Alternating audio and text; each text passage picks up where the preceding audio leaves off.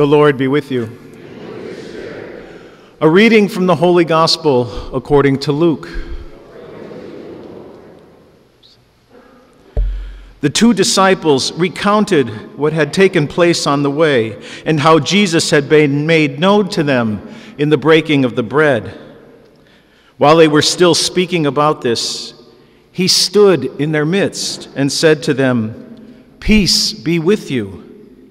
But they were startled and terrified and thought that they were seeing a ghost. Then he said to them, "Why are you troubled?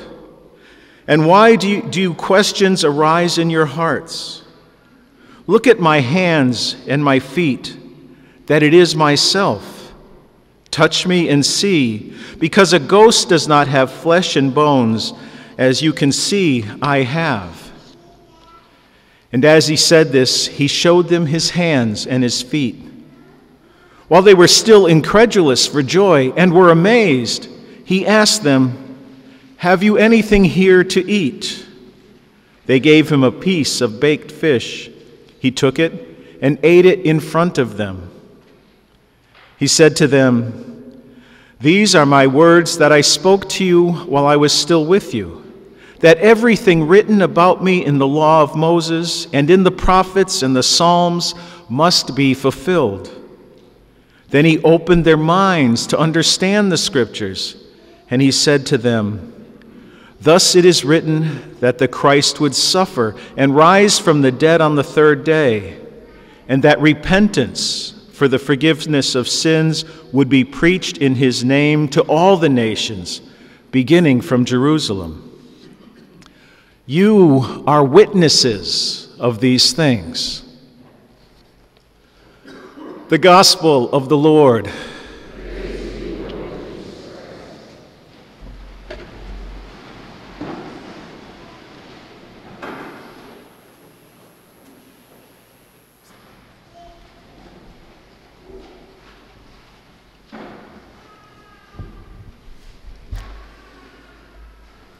In today's Gospel, we're told that when the disciples first realized Jesus was present and had been raised up, the Gospel says they were incredulous for sheer joy.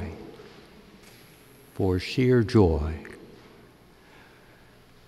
Surely in our church we talk about picking up the cross and the suffering of Jesus. But to see our faith without joy is to miss something important to who we are and how we live. When Jesus' birth is announced by the angel says to the shepherd, "Rejoice." When Jesus first begins his mission, we are told he proclaims the gospel, good news. We believe in good news. Pope Francis, when he has issued his letter, his first was the joy of the gospel. His letter on marriage and family, the joy of love. He just released another letter on Christian living entitled Rejoice and Be Glad. There's something about joy that is important to us. And Francis's recent letter is on Christian living, holiness, but he doesn't like that word because he thinks most people, when they think about holiness, is they think about life in a monastery, a distant place. He says, holiness is what you and I do every day.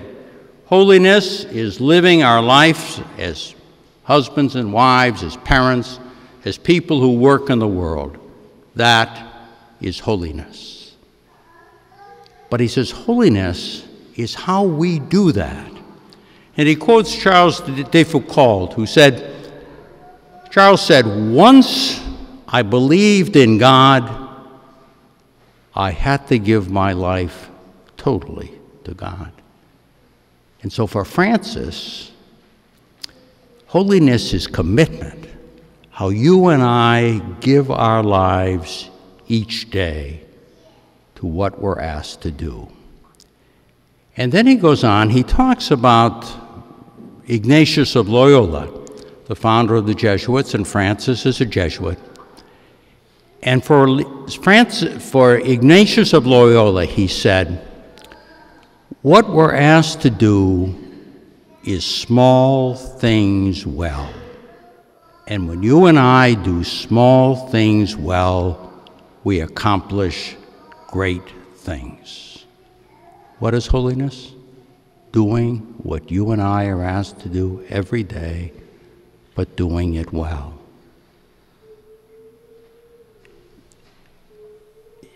Francis also reminded us, he says, when you and I are afraid of holiness, it takes the joy from our life.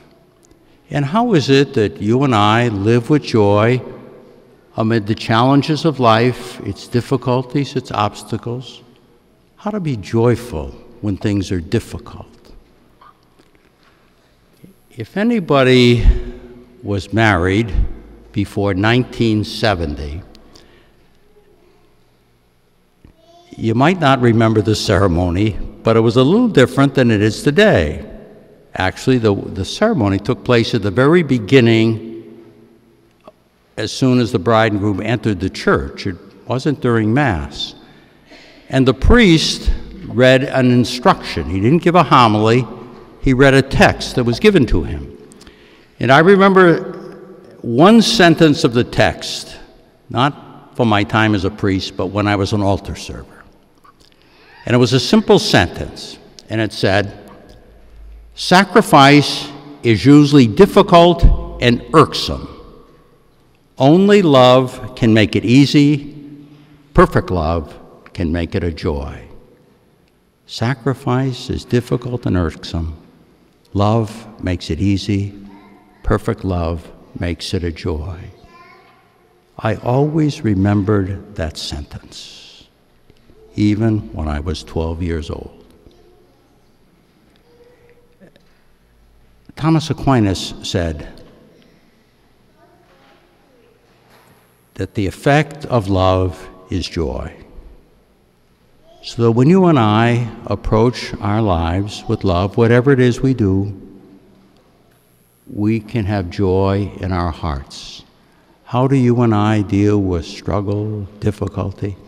It is by being a loving people.